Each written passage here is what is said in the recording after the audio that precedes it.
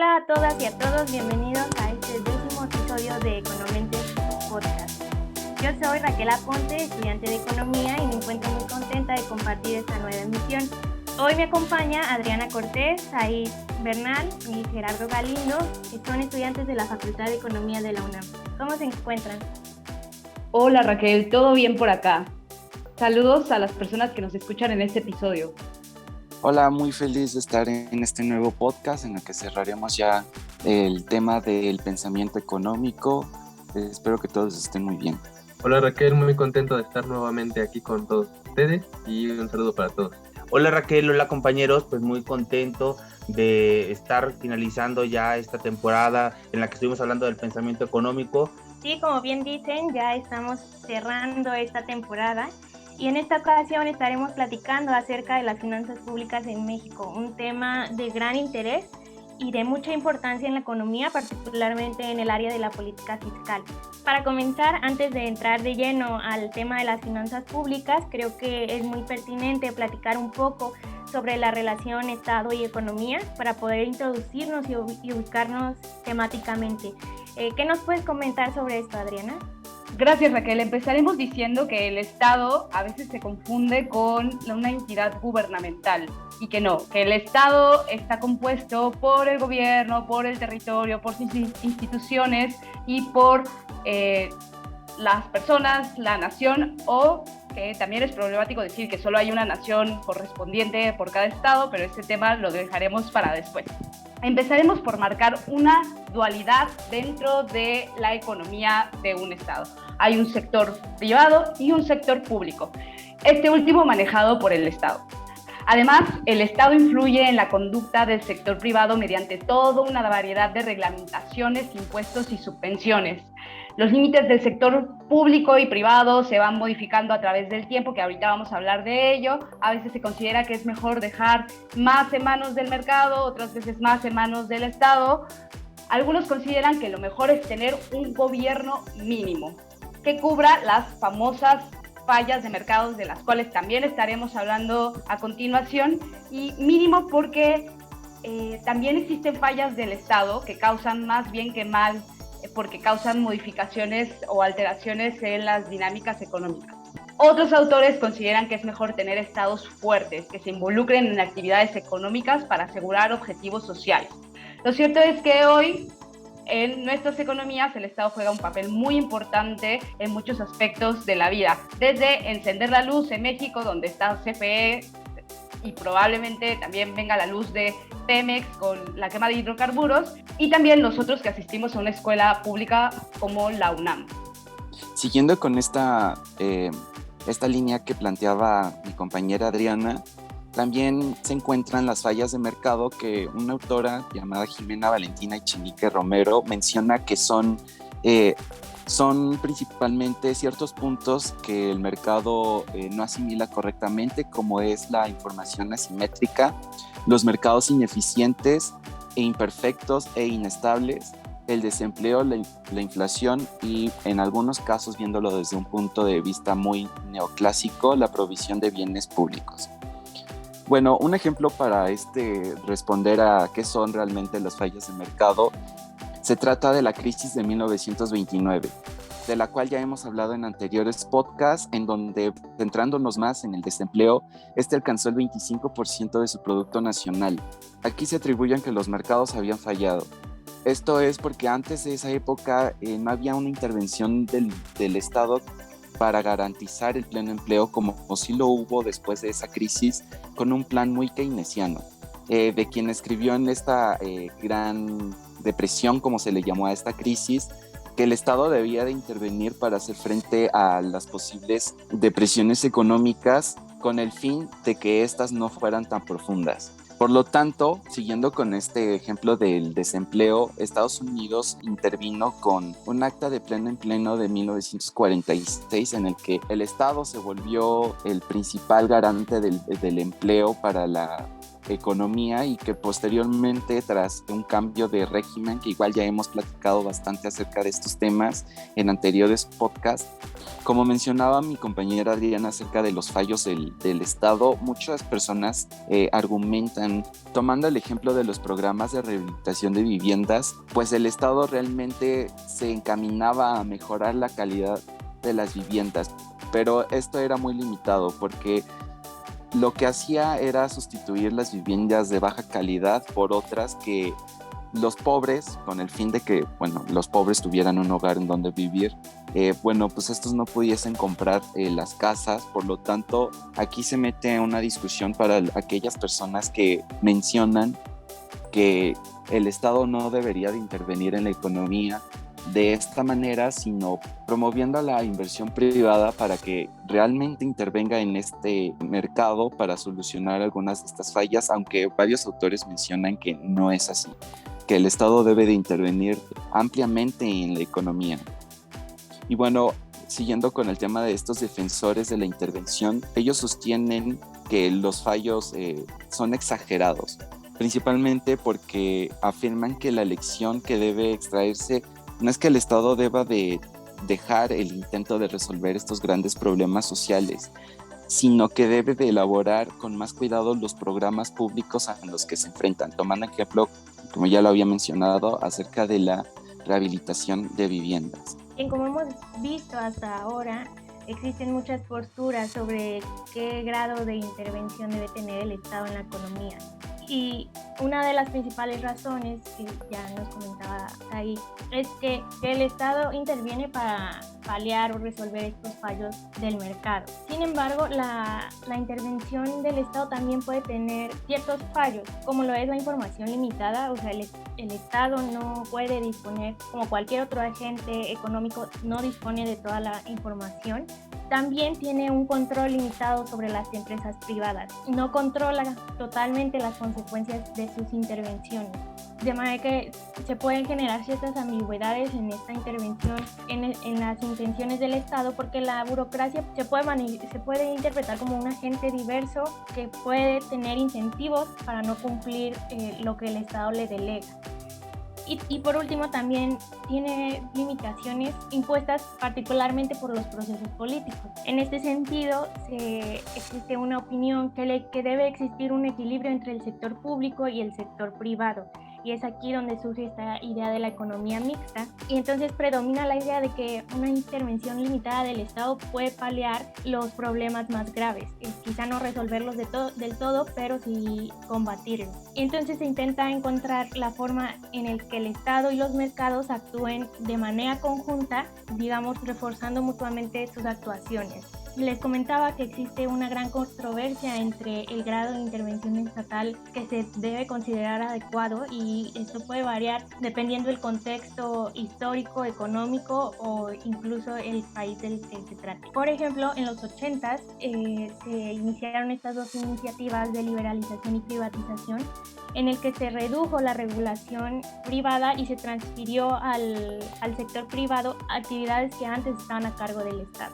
En este sentido, para hablar del sector público, nos podemos hacer ciertas preguntas que también son aplicables al sector privado, como qué producir, cómo producir, para quién producir y cómo se tienen que tomar estas decisiones.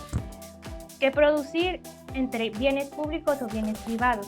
Y cómo se tiene que producir se refiere tanto al sector público como al privado, considerando que la política gubernamental afecta la forma en que las empresas producen sus bienes, y esto pues no nos debe sonar ajeno. Para quién producir hace referencia a las cuestiones de distribución, decisiones sobre impuestos y programas públicos, que también está relacionado con qué bienes públicos se tienen que producir. Y usualmente estas decisiones son un poco más complejas cuando estamos hablando del sector público, porque en el sector público las decisiones se toman, estamos hablando de un colectivo, lo cual complejiza más estas cuestiones. Musgrave es un autor que propone 3 funciones esenciales del Estado, que es lo que se conoce como los 3 brazos de Musgrave. El primero es la estabilización. que se refiere a conseguir que la economía permanezca en nivel pleno empleo con precios estables, o sea, con inflación controlada. El segundo se refiere a la asignación, que es la intervención del Estado para que la economía asigne sus recursos, ya sea comprando directamente bienes como defensa y educación o indirectamente por medio de impuestos o subvenciones para fomentar o desincentivar ciertas actividades.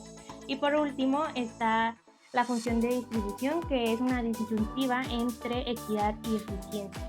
Entonces aquí podemos sacar ciertas conclusiones sobre la intervención del Estado en la economía. Podemos decir que el mercado es eficiente bajo ciertos supuestos restrictivos y que no resuelve satisfactoriamente distintas anomalías, y es lo que ya les hablábamos de los fallos de mercado. Estos fallos de mercado hacen que la economía no sea eficiente sin la intervención del Estado, por lo que la economía de mercado podríamos decir que por sí sola no es óptima en el sentido de Pareto, y es aquí donde se encuentra la justificación para la intervención del Estado, en el sentido que tiene que vigilar los derechos de propiedad y el cumplimiento de contratos, redistribuir el ingreso, porque los mercados no resuelven estos problemas de desigualdad, y también la intervención del Estado se justifica cuando las personas no toman decisiones convenientes en cuanto al consumo de bienes preferentes. Y entonces es aquí donde el Estado debe asegurar su provisión. Por ejemplo, estamos hablando de seguridad vial, regulaciones, impuestos a productos dañinos como el tabaco, o garantizando la educación para todos los menores de edad. Entonces se entiende que el Estado debe intervenir en los fallos de mercado más importantes, pero también dar pruebas de su intervención, lo que va a generar esta mejora en el sentido de Pareto, dada esta capacidad de corregir los fallos de mercado. Bien, ahora que hemos visto esta relevancia del Estado en la economía, podemos pasar a platicar concretamente sobre las finanzas públicas, las cuales pueden entenderse como un conjunto de actividades, principios y técnicas que el Estado utiliza para hacerse de los recursos y distribuirlos con el fin de satisfacer las necesidades sociales y procurar el bien público. Se trata de un campo de estudio multidisciplinario y dinámico porque está en constante cambio, y tampoco cuenta con una visión única, sino que existen diversas visiones, porque esto está íntimamente relacionado con el grado de intervención que el Estado debe tener en la economía. En este sentido, las finanzas públicas es una disciplina que da cuenta de la intervención estatal en la economía y se ubican, ya les decía yo, dentro del área de la política fiscal.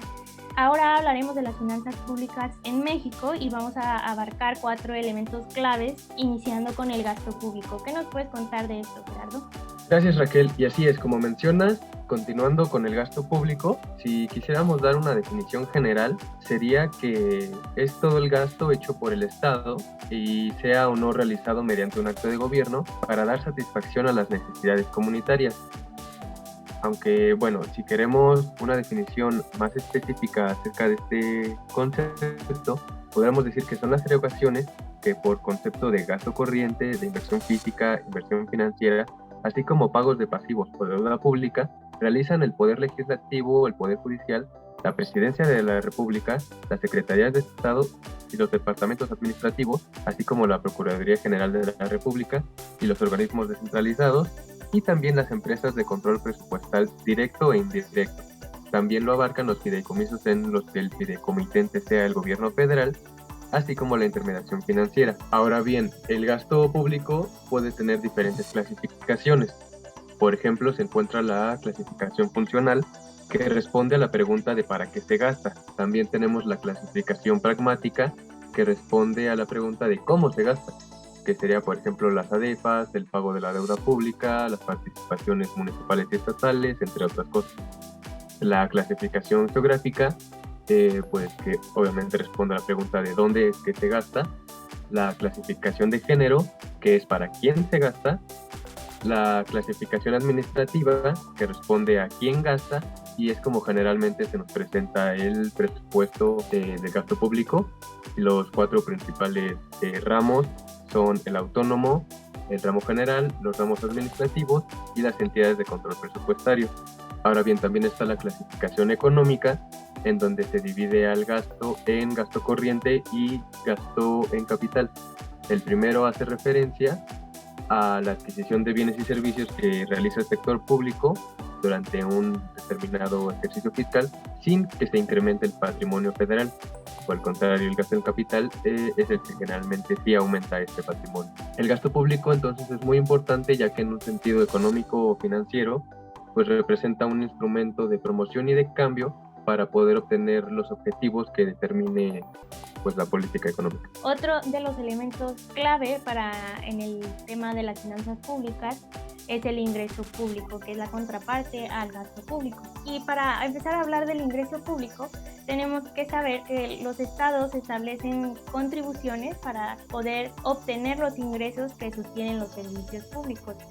También a veces se utilizan para corregir los fallos de mercado, como ya les mencionaba, desincentivando ciertas conductas, o también se utilizan para cambiar la forma en que se distribuye el ingreso en el país. Y de aquí la importancia de los ingresos públicos. Hay que decir que una mayor recaudación no necesariamente implica un mayor bienestar para la población, pero si el Estado cuenta con mayores recursos, es claro que tiene más posibilidades de distribuirlos de modo que se combatan problemas, por ejemplo, como la pobreza o la desigualdad económica. En este sentido, los países de la OCDE que tienen mayores niveles de recaudación tienden a lograr niveles mayores de igualdad, es decir, coeficientes de Gini más bajos. Este coeficiente de Gini es un indicador de la desigualdad económica. Y esto se debe porque el dinero que concentra el Estado se redistribuye para apoyar a los que menos tienen. Cabe mencionar que México es uno de los países cuyo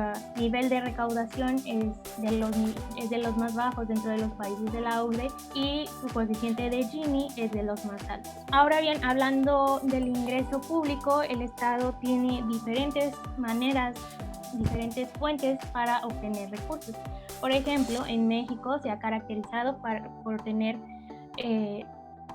buena parte de sus recursos por las actividades petroleras. Ahora vamos a hablar de las contribuciones, dada la importancia que tiene dentro del total de ingresos del Estado.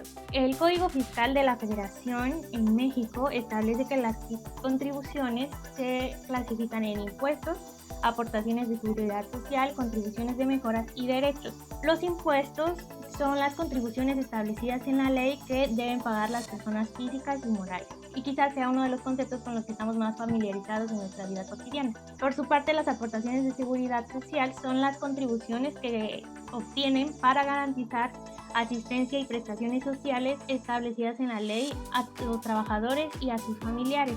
Este pago de las aportaciones es tripartita, lo que quiere decir que está a cargo de los propios trabajadores, los patrones y el Estado, cada quien paga una parte. Las contribuciones de mejoras se refieren a aquellas contribuciones que establece la ley a cargo de las personas físicas y morales que se beneficien de manera directa por las obras públicas, mientras que los derechos son las contribuciones establecidas en la ley por el uso o aprovechamiento de los bienes del dominio público de la nación, así como por recibir servicios que presta el Estado en funciones de derecho público, con ciertas excepciones. Y también son las contribuciones a cargo de los organismos públicos descentralizados por prestar servicios exclusivos del Estado. Bien, ahora que ya entendemos de dónde vienen estas fuentes de ingresos públicos, pasamos al concepto de ingresos presupuestarios, que es el conjunto de todas las percepciones del Estado que después se tiene que reflejar en el presupuesto de egresos. Esto quiere decir que son el conjunto de ingresos que reciben las entidades de control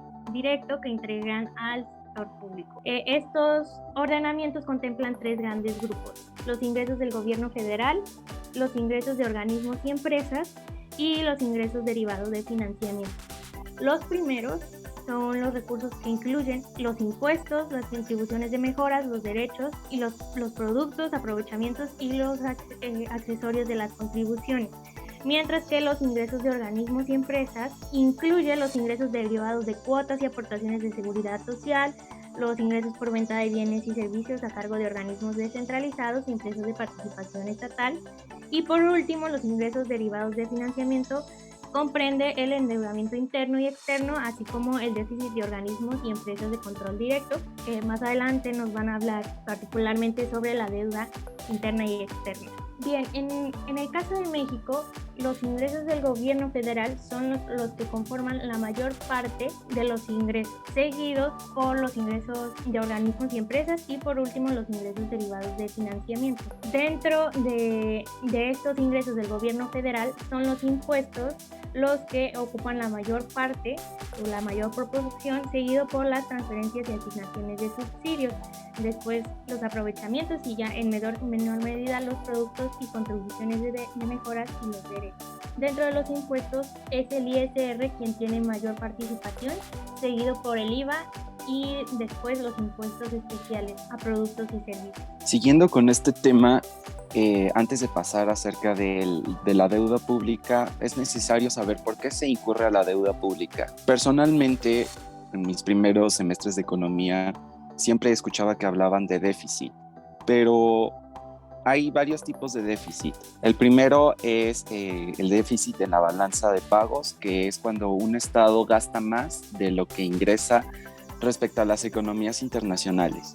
Es decir, importa más, que es gasta más, compra más al mercado internacional que de lo que vende sus propios productos. El segundo déficit, que es más apegado a este tema del podcast, es el déficit presupuestario público. Y esto se registra principalmente en la balanza del sector público y es cuando el Estado gasta más dentro de la propia economía que de lo que ingresa por medio de pagos tributarios como son los impuestos, la venta de activos o la deuda pública. Entonces, para reducir más acerca de este concepto, se puede definir que el Estado público es la cantidad que resulta de un excedente en los gastos del Estado respecto a los ingresos en el ejercicio fiscal. De esta manera igual se puede reducir aún más el déficit y se puede decir que si el déficit del sector público no se toman en cuenta los intereses, se llama un déficit primario.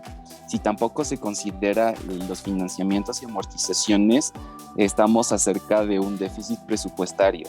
En cambio, hay otro tipo de déficit, que es el déficit operacional, el cual es la diferencia entre los ingresos y el gasto del sector público en un ejercicio fiscal, considerando también el servicio de la deuda.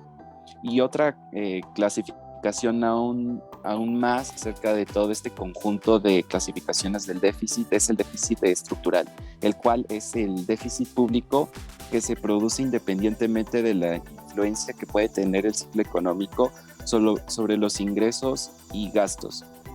Por el contrario, el déficit cíclico es simplemente el déficit público que varía conforme el ciclo económico.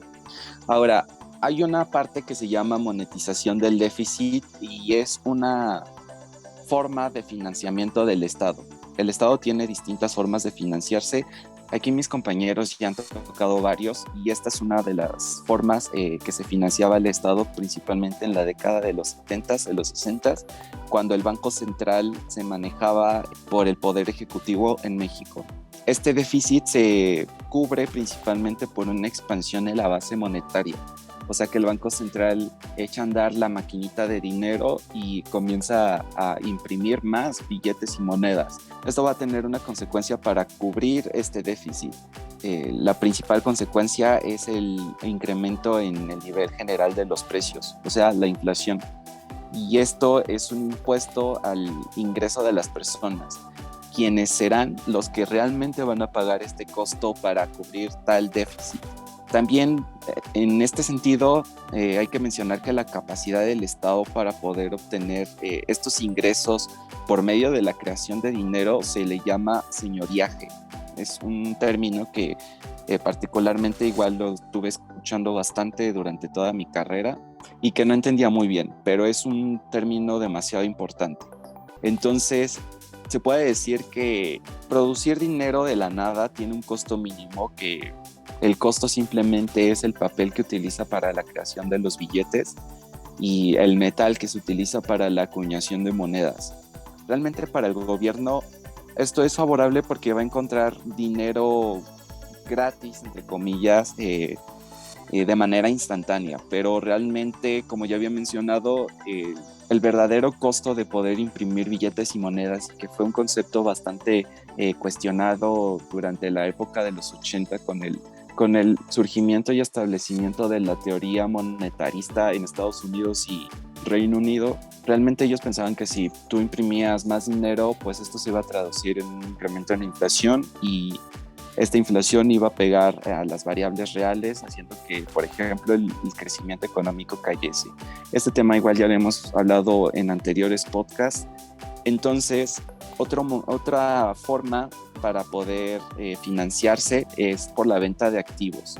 O sea, el Estado tiene activos en su poder que se pueden traducir como edificios, se pueden traducir igual como empresas gubernamentales, de las cuales pues realmente el objetivo principal de una empresa gubernamental es proveer de los bienes y servicios a la población a un bajo costo, aunque incurra en pérdidas. Por eso de ahí muchos críticos se agarran diciendo que pues realmente las empresas gubernamentales no son eficientes, pero pues realmente sí lo son, porque su objetivo principal no es obtener ganancias como una empresa privada, sino proveer a la población de bienes y servicios a precios bajos.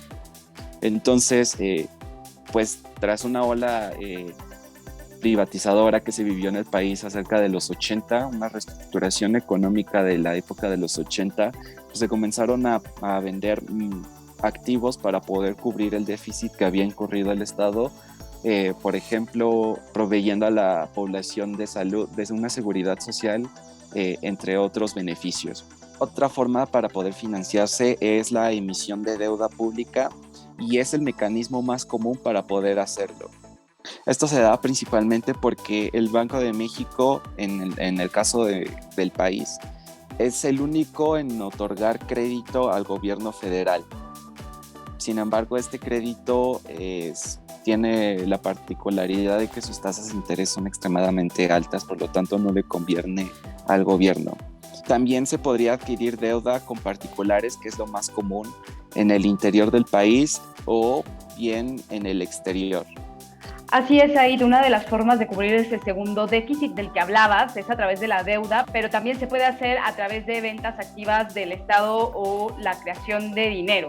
Yo me voy a enfocar en esta deuda, que son los créditos que se piden para pagarse en el futuro. Esa deuda, muy bien lo platicábamos, no viene sola. Por un lado está la amortización, es decir, el pago en parcialidades, en abonos chiquitos de la deuda, es decir, el monto que yo pedí prestado y que lo voy pagando poco a poco. Y por otro lado está el costo financiero de la deuda, que son los intereses, las comisiones y demás gastos derivados del uso de estos créditos. Como bien decía Said, la deuda se puede clasificar de muchas formas y una de ellas es por su origen, es decir, interna o externa, dependiendo de si es contratada en moneda nacional dentro del país, es decir, interna, o si es contratada en divisas a través de entidades financieras extranjeras, es decir, externa. En México, la deuda está compuesta por varias cosas. Primero, valores gubernamentales, es decir, títulos de deuda emitidos por el gobierno federal vía el Banco Central, que ejerce su papel de agente financiero, como los certificados de la Tesorería de la Federación, es decir, los famosos CETES. Luego está el sistema de ahorro para el retiro, donde se juntan los recursos provenientes de las aportaciones para el retiro de los trabajadores. Como tercero está las sociedades de inversión especializada en fondos de ahorros para el retiro. Y también, como cuarto, está la banca comercial, es decir, esa contratación de deuda o líneas de crédito con instituciones del sistema bancario privado. Y la verdad es que podríamos hacer unas categorías más pequeñas, pero también podemos hablar de otros que se refiere a cualquier fuente de financiamiento diferente a las anteriores.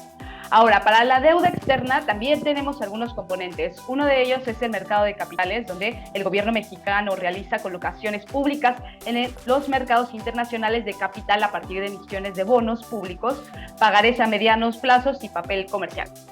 Lo segundo de la deuda externa son los organismos financieros internacionales, tales como el Banco Interamericano de Desarrollo, el Fondo Monetario Internacional, etc.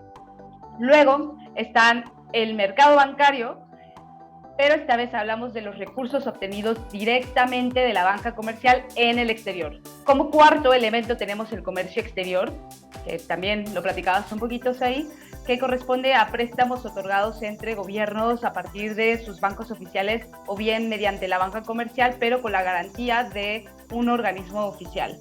Luego tenemos la deuda reestructurada, que consiste en financiamientos que sean renegociados, como ya habíamos hablado en otros podcasts. Y el último elemento que tenemos son las PIRIREGAS, que son movimientos de deuda directa vinculados con los proyectos de infraestructura productiva de largo plazo. Bien, ahora que ya tenemos los conceptos esenciales de las finanzas públicas en México un poco más claros, podemos continuar hacia un análisis de las finanzas públicas en nuestro país, en donde estaremos hablando sobre la sostenibilidad de las finanzas públicas, el marco conceptual de la tributación y para posteriormente hablar de las reformas tributarias y las posibilidades que existen de estas. Gracias, Raquel. Y como bien mencionas, una forma de analizar la evolución de las finanzas públicas en México es a través de un enfoque o del enfoque de la sostenibilidad de las finanzas públicas. Lo que esto nos quiere decir es que cuando las finanzas públicas de un país son sostenibles, es que la estructura de los ingresos y del gasto va a permitir soportar el monto de la deuda pública total, que normalmente es expresada como porcentaje del PIB, del Producto Interno Bruto, y se consideran sostenibles cuando a lo largo del tiempo esta deuda va a ir decreciendo. Determinar si las finanzas públicas son sostenibles es un ejercicio complejo, ya que requiere de estimar el comportamiento de las finanzas en años futuros, es decir, realizar un pronóstico, y pues sabemos que existe cierta incertidumbre respecto a la información con la que vamos a contar. Sin embargo, se puede iniciar este análisis revisando la estructura contemporánea del presupuesto público para poder así trazar un rumbo sobre el comportamiento que va a tener la deuda pública en los años posteriores. Este análisis integral de la sostenibilidad fiscal debe considerar al menos 4 componentes esenciales de las finanzas públicas. El primero son los ingresos, en segundo lugar están los gastos, en tercer lugar la institucionalidad fiscal y por último la economía política fiscal. Respecto a los ingresos públicos y a los gastos, los podemos analizar en términos del balance primario anual, el cual va a mostrar la situación fiscal sin incluir el costo financiero de la deuda pública y los pasivos garantizados por el gobierno federal. Al respecto podemos ver que a partir del nuevo siglo, de los años 2000, se intentó trabajar con un superávit primario, esto con la finalidad justamente de respetar las finanzas públicas sanas. Sin embargo, a partir de la crisis de 2008, la cual ya hemos mencionado en otras ocasiones, se tuvo que incurrir en un déficit para poder atender las necesidades generadas pues por la crisis inmobiliaria. Esto nos llevó a pasar, por ejemplo, para 2008 y a trabajar con un déficit fiscal de aproximadamente el 0.5%. Por el lado de la deuda pública, para el periodo también de los 2000 se contaba con un aproximado de una deuda pública del 20% en términos del PIB anual. Sin embargo, ya para 2018 y para la actualidad, la deuda pública ya se encuentra en aproximadamente la mitad del PIB. Entonces, para poder analizar la sostenibilidad de las finanzas públicas en términos de la deuda pública, no significa que en todo momento la deuda pública sea mala, ya que en momentos sirve como palanca para poder impulsar el desarrollo económico y cumplir con proyectos establecidos que generen la reactivación de la economía, por ejemplo en situaciones de shock externos como fue la crisis del 2008 o como el escenario actual de la pandemia por coronavirus. La desventaja va a aparecer cuando se incurre en esta deuda pública y no se cumplen los objetivos o no se logra incentivar la reactivación económica, teniendo entonces que recurrir a una reestructuración financiera, ampliando el plazo del pago de intereses y afectando a la tasa de interés e incrementando el monto original de la deuda. Entonces, por un lado, tenemos que, como consecuencia de las reformas fiscales realizadas en los últimos años, sí se ha incrementado el monto de los ingresos tributarios. Sin embargo, estos ingresos no han sido suficientes para mantener una sostenibilidad adecuada, ya que, como hemos visto, la deuda pública se ha incrementado. Y no es que esta situación aislada sea negativa, Lo que es negativo es que el crecimiento económico no permite tener la capacidad de pago futura para solventar esta deuda y paralelamente las necesidades sociales se siguen incrementando, lo que lleva a decirnos que la estabilidad de las finanzas públicas se encuentra amenazada. Como bien nos comenta Gerardo, la sostenibilidad de las finanzas públicas se encuentra un poco comprometida en México, y antes de hablar de las alternativas de reforma fiscal, es necesario tener un panorama conceptual más claro sobre la tributación. Ya les comentaba yo cuando les hablaba de los ingresos públicos que los impuestos juegan un papel sumamente importante en la obtención de recursos por parte del Estado. Y les comentaba también un poco la participación de los diferentes impuestos dentro de la tributación mexicana. Aquí vamos a hablar de los diferentes tipos de impuestos que existen, pero ahora de una manera mucho más conceptual, para tener un bagaje temático más amplio que nos permita comprender el tema de las reformas tributarias. Bien, entonces estaremos hablando sobre el impuesto al ingreso, el impuesto al valor agregado, los impuestos especiales, los impuestos a las transacciones financieras y también los impuestos a la riqueza.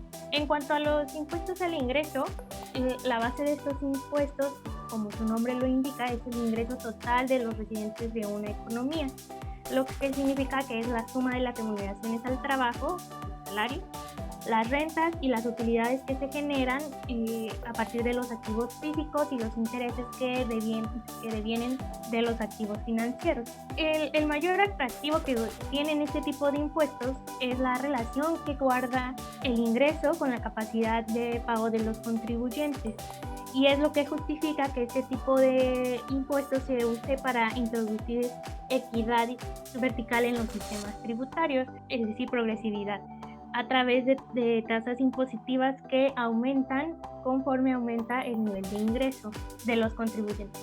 Sin embargo, a pesar de este atractivo, este tipo de impuestos también tiene ciertos problemas. Ahora les voy a mencionar algunos. Un primer problema se puede presentar al tratar de identificar si el ingreso gravable debe definirse para la unidad familiar o para cada uno de los miembros por separado. Por otro lado, las remuneraciones de los empleados domésticos y de las personas que se encuentran dentro de la economía informal son muy difíciles de gravar. Otro de los problemas es que al integrarse varias fuentes de ingreso, empiezan a surgir complejidades para evitar la doble tributación. Y finalmente también, en el caso de las personas que se dedican a actividades empresariales, surgen problemas al momento de identificar o tratar de determinar únicamente la utilidad. Por eso es que, dados estos problemas y esta complejidad, el cobro de estos impuestos al ingreso necesita indiscutiblemente una instrumentación de un marco legal y administrativo sumamente sofisticado que sea capaz de inducir al contribuyente a cumplir con el pago de sus impuestos. Pero a pesar de todas estas complicaciones, los impuestos al ingreso son necesarios para diversificar las fuentes de ingresos del gobierno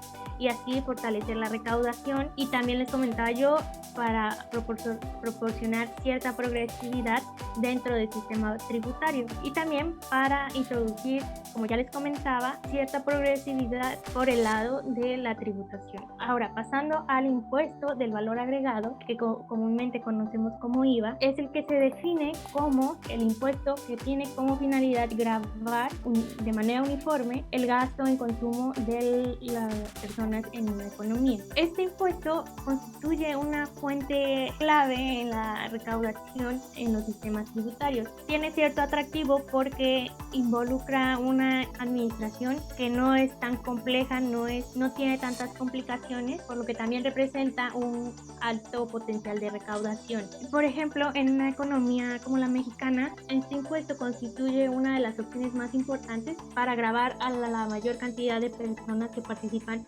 en las diferentes actividades informales, porque recordemos que en México el sector informal tiene una gran proporción dentro de las actividades económicas, y les decía yo que es complicado imponer impuestos a las personas que se encuentran dentro de este sector si se quiere hacer vía ingresos.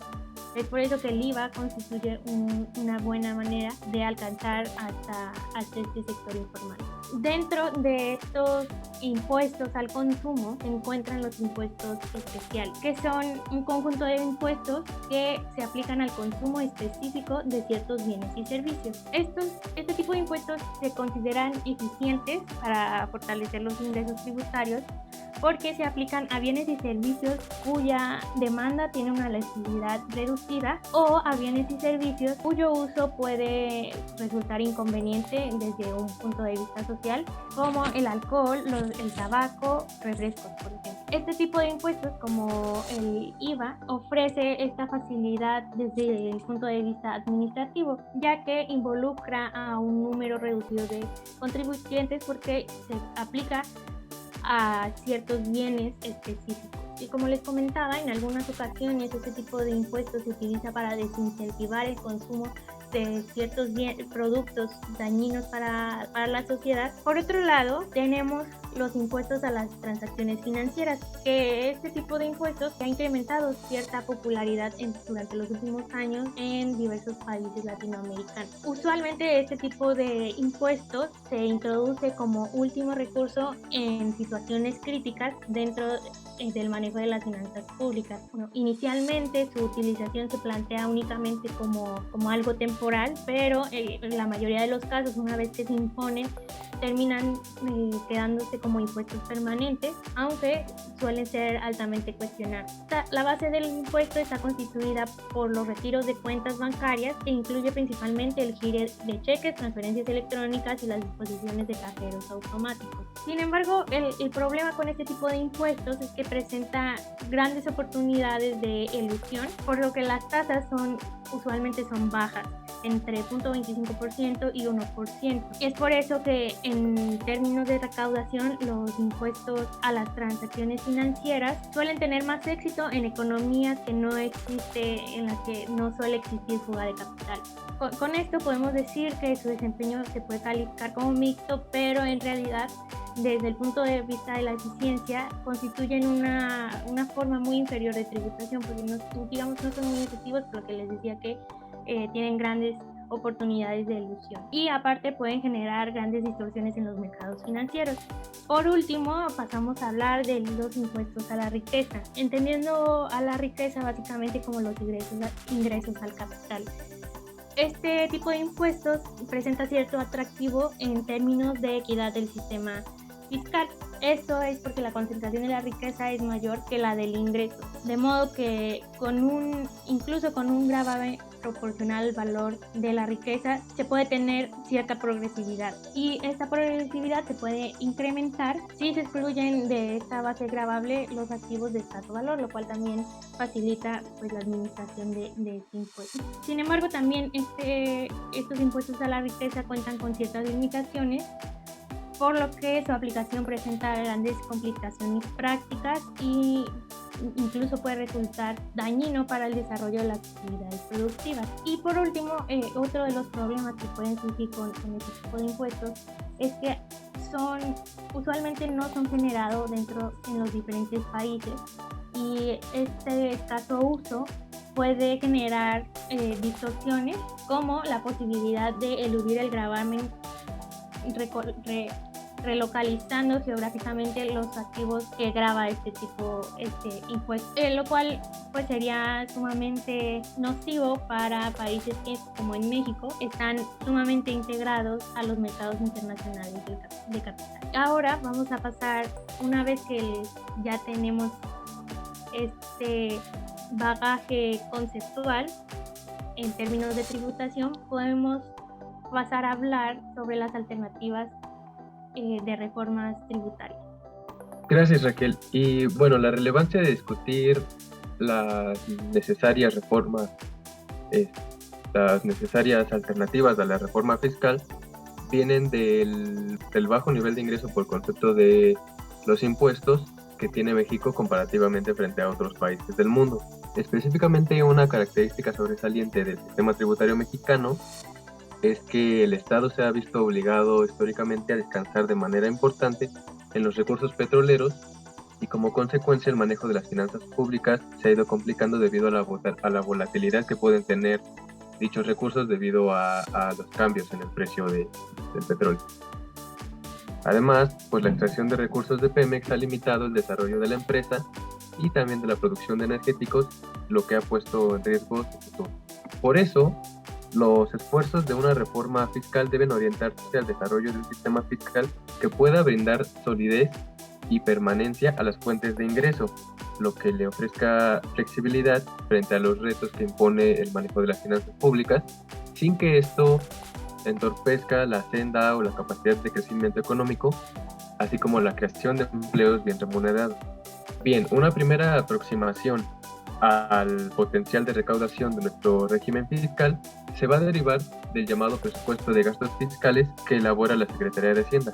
Este presupuesto nos va a mostrar los montos que se dejan de recaudar por concepto de las diferentes tasas, de las tasas diferenciadas, de los distintos impuestos, así como las exenciones que existen, los subsidios y los créditos fiscales, o bien tratamientos y regímenes especiales que se establecen en las leyes y que se aplican en un nivel federal.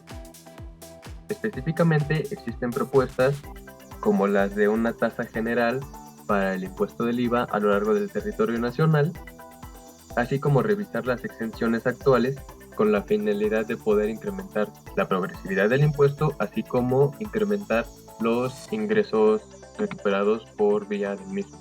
La ventaja, como ya lo mencionaba Raquel, con este impuesto es que al gravar el lado del consumo se puede, al mismo tiempo de incrementar los ingresos, se puede influenciar en el comportamiento de las personas a través de limitar o incentivar a que se deje de consumir ciertos productos que, por ejemplo, podrían considerarse nocivos para la salud, como ciertos alimentos que no contengan los niveles apropiados de nutrientes o bebidas alcohólicas, cigarros, entre otro tipo de cosas.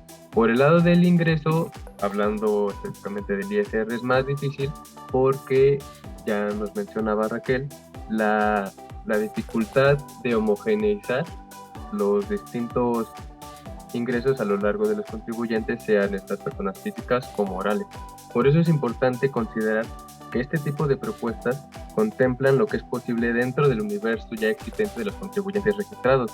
Es decir, que este tipo de propuestas se mantiene dentro de estos límites y se tiene que expandir al fortalecimiento del mercado laboral en México debido a la gran participación de la economía informal. Se debe tener también presente que los niveles de recaudación con los que cuentan los países industrializados, con los que generalmente se compara la economía mexicana, han sido factibles solo después de varias décadas de progreso, a lo largo de lo cual los gravámenes sobre los ingresos laborales, una vez que estos rebasan cierto umbral, se han convertido en una fuente importante de recaudación.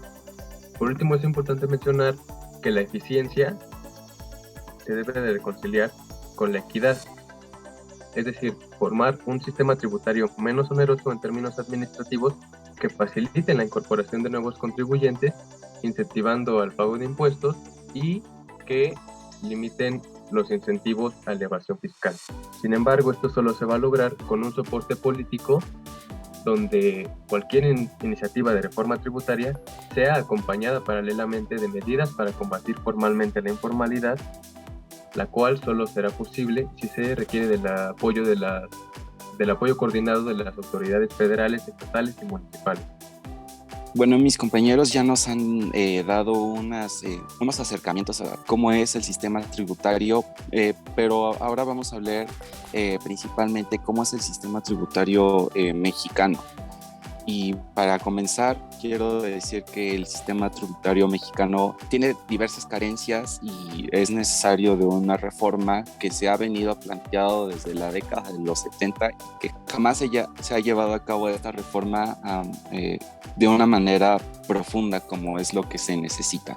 Esto se da principalmente por la economía informal, quienes son el 50% de la fuerza laboral mexicana ocupada y que está fuera de este esquema de impuestos.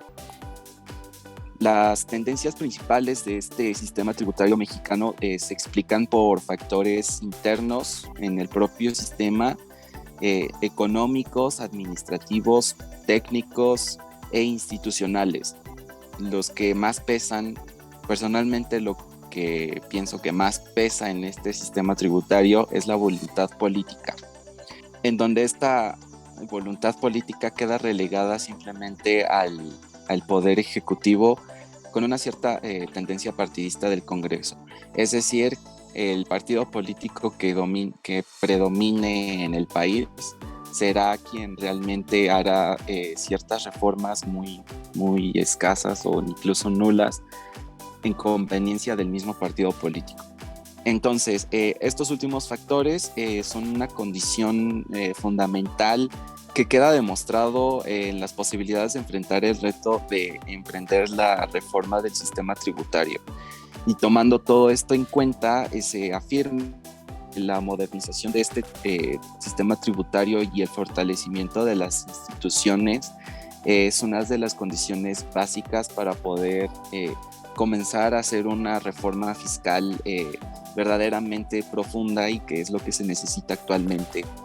En los últimos años se ha empezado a reconocer que al alcanzar un crecimiento económico más articulado y principalmente el sistema económico se encuentra desregulado desde la aplicación de estas reformas económicas, de esta reestructuración económica llevada a cabo de la década de los 80s y los 90. Por lo tanto, no es posible mantener los equilibrios macroeconómicos, aplicar programas de inversión y financiamiento, disponer de infraestructura básica, incorporar la innovación tecnológica e invertir en el capital humano, que es lo que realmente se necesita para que la economía tenga un rebote en el crecimiento económico.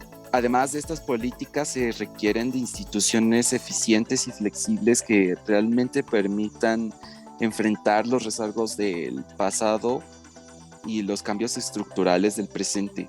Generalmente se reconoce que en los países en vías de desarrollo el papel de las instituciones es débil, inadecuado y, en algunos casos es inexistente. Principalmente en el caso mexicano, las instituciones que ayudan a guiar de mejor manera el sistema tributario mexicano realmente sí son muy ineficientes. Pensemos un poco acerca del SAT y pensemos que actualmente se ha creado un nuevo impuesto en la Ciudad de México con el fin de poder incrementar más la recaudación fiscal, pero pues realmente a quienes se les va a aumentar la recaudación fiscal son a las personas que están dentro de la economía formal, no tanto incluir a las personas que están fuera de esta economía formal, que son el 50%, como ya lo había mencionado anteriormente. Todo lo anterior explica que en estas economías la ausencia de instituciones o su funcionamiento ineficiente y costoso genera un riesgo e incertidumbre muy alto, que es poco propicio para la aplicación de las políticas de desarrollo y que realmente le ponen una traba a estas políticas de desarrollo. Para ejemplificar esto, dentro de los países miembros de la OCDE, México es quien realmente se encuentra en el último lugar en una recaudación tributaria.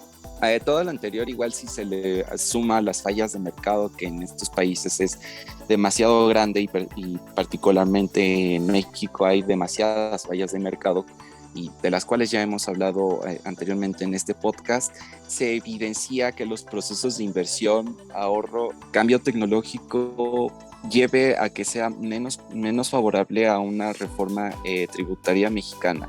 Por lo tanto, la reforma de las instituciones que ya hay o la creación de las nuevas es un proceso que en México no se ha concluido, pero representa un cambio promisorio para la mejora de la asignación de recursos y la distribución del ingreso.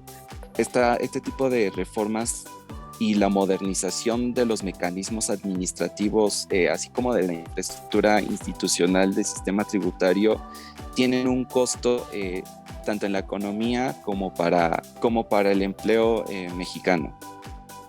Para ir cerrando este podcast, voy a retomar algunos de los puntos que ya han mencionado mis compañeros y compañeras. México presenta una baja recaudación tributaria, que eso ya lo hemos mencionado varias veces y creo que varios de nuestros escuchas tienen este conocimiento. Además de esta baja recaudación, tenemos un perfil regresivo donde se cobra más a quienes menos tienen, más amplias exenciones de impuestos, altos niveles de subempleo, un sector informal extenso, desequilibrios sectoriales y regionales y dependencia de los ingresos petroleros. Hay muchos datos.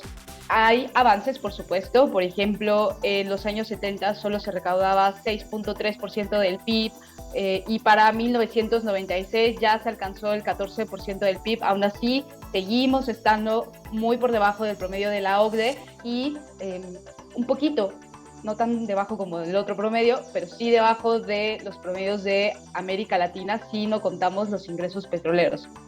Dados estos retos, entonces se necesitan o planteamos la necesidad de estos cambios fiscales. 1, reformar el sistema tributario para recaudar más. 2, reducir desigualdades mediante reformas en los ingresos y también en los gastos. 3, reforma en el financiamiento de los estados y el federalismo fiscal. 4, mejorar incentivos para operar en la economía formal. 5, mejorar el clima de negocios. Y 6, fortalecer a la administración tributaria, es decir, al SAT, y el intercambio de información entre países para que podamos darle mejor seguimiento a los recursos y poder grabarlos. También hay otras opiniones sobre qué le hace falta a los cambios, pero estos responden directamente a lo que hemos platicado en este podcast. Compañeros, pues muy interesante lo que nos han comentado hasta ahorita. Quiero agradecerle a los alumnos de Economía que se han sumado a esta tercera temporada, que nos han seguido durante estos podcasts. Y bueno, compañeros, hasta aquí ha llegado nuestro viaje por el pensamiento económico y hemos llegado hasta el escabroso puerto de la economía mexicana. Fue así como durante esta temporada de Economentes Podcast hemos abordado la economía desde distintos puntos de vista, desde distintas teorías. Quisimos darle a nuestros escuchas una primera aproximación a las diversas teorías del pensamiento económico y yo quisiera saber, ustedes como economistas, ¿qué opinan acerca de la diversidad teórica? Bueno, como hemos visto a lo largo de esta temporada, economía es una ciencia que se caracteriza por sus diferentes enfoques teóricos. Y a diferencia de otras ciencias, en la disciplina económica no podemos decir que una teoría sustituye a otra, no es un proceso lineal ni ascendente. Se trata de un proceso en el que las diferentes visiones y propuestas teóricas están en constante debate, lo cual permite el avance de la disciplina económica. Y aquí debo decir que esta gran variedad de enfoques es sumamente enriquecedora porque la economía es una ciencia sumamente dinámica. Es por ello que la gran variedad de teorías nos permite dar explicación y dar cuenta de los diferentes procesos económicos que se viven a lo largo de la historia. Y me gustaría hacer énfasis que no existe una teoría correcta o incorrecta dentro de la economía. Como les decía, es un constante debate y hay que tener muy claro que cada una de estas teorías puede atender a diferentes cuestiones específicas. Yo creo que la respuesta que ahora tengo ha cambiado un poco desde que inició el podcast, pero sigue siendo básicamente esa, que muchas de las cosas, como decía Raquel, que se hacen en un principio después se retoman y por eso es importante conocer cuáles son las corrientes del pensamiento que hemos tenido para ver cuáles son las que nos sirven en la actualidad. Sin embargo, yo pondría un gran pero, porque no creo que todas se puedan combinar y que las usemos indiscriminadamente sin conocerlas a profundidad y sin conocer de dónde viene la teoría que la sustenta, de dónde viene la perspectiva del mundo que se tiene para dar como resultado a ella. Pero sí creo que es importante mezclar y buscar y estar pendiente de qué es lo que nos va sirviendo para entender mejor lo que pasa o los acontecimientos económicos. A mí me ha parecido muy interesante la revisión o este recorrido teórico que hemos hecho a lo largo de los distintos episodios y coincido con Adriana en el sentido de que si bien es muy importante conocer y empaparnos de cada enfoque teórico, al momento de ya presentar ciertos argumentos o ciertas propuestas, es importante mantener una línea lógica de investigación sustentada en una teoría para no confundir o mezclar conceptos o definiciones de distintos enfoques teóricos, lo que va a hacer que pierda consistencia. Yo personalmente tengo una postura más central.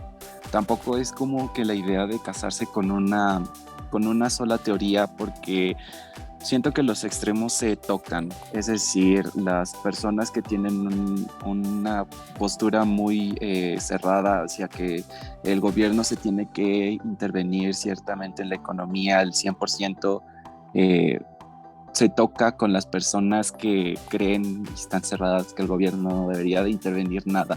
O sea, su postura es distinta, sí, pero pues yo creo que la mejor manera para poder guiarse es estar en el centro, ver los fallos que tienen cada teoría, ver qué fallos tiene la intervención del gobierno, qué fallos tiene que el gobierno no intervenga, qué fallos tiene que el dinero sea privado, que el dinero sea público, y de ahí partir hacia un pensamiento más crítico. Pues yo definitivamente creo que es importante el hecho de que podamos conocer las diversas maneras en las que se ha abordado la economía, porque desde este conocimiento es que podemos nosotros decidir si estamos de acuerdo o no, pero sí, lo que yo recomendaría es que pues explores todos los puntos de vista, que explores todas las formas con las que se ha visualizado la economía, y así puedas escoger cuál es la que más se apega a lo que tú piensas y a lo que tú crees conveniente, ¿no? Y con lo que tú puedas argumentar. Para conocer un poco de cómo se ha desarrollado estas teorías, pues los invitamos a escuchar estos 10 podcasts de la tercera temporada de Economentes. Bueno, y con este tema damos por concluidas las lecciones para comprender economía de la tercera temporada de Economentes Podcast. Pero no se preocupen, porque nos seguiremos escuchando en los episodios bonus de esta temporada. En el siguiente estaremos hablando sobre las mujeres economistas y sus aportaciones. Muchas gracias por escucharnos, les habla Adriana Cortés, nos vemos en el próximo episodio. Recuerden seguirnos en nuestras redes sociales como Instagram en @economentes y a mí de forma personal como Adriana Corgon. Hola, les habló Ricardo Said. Muchas gracias por habernos acompañado en este podcast. Recuerden seguirnos en Twitter, estamos como @economentes. A mí me pueden seguir personalmente en Instagram como said.ricardo, y los esperamos en el siguiente episodio. Gracias por escuchar este episodio y les recuerdo seguirnos en nuestras redes. En Facebook nos encuentran como Economentes, Economía para Todos, y a mí como Gerardo Galindo. Yo soy Raquel Aponte. Nos pueden visitar en la página www.economentes.com y a mí me pueden seguir en Facebook como Raquel Aponte. También los invito a suscribirse a nuestro canal de YouTube, a que le den like al video, nos ayuden a compartir si les gustó y a seguirnos en todas nuestras redes sociales que ya les comentamos, donde diariamente estamos compartiendo contenido de relevancia económica.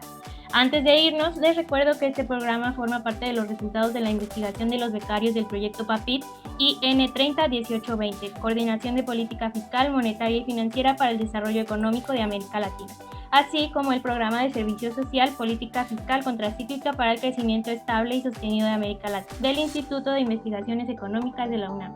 Muchas gracias a todos por escucharnos, los esperamos en nuestro siguiente Economentes Podcast.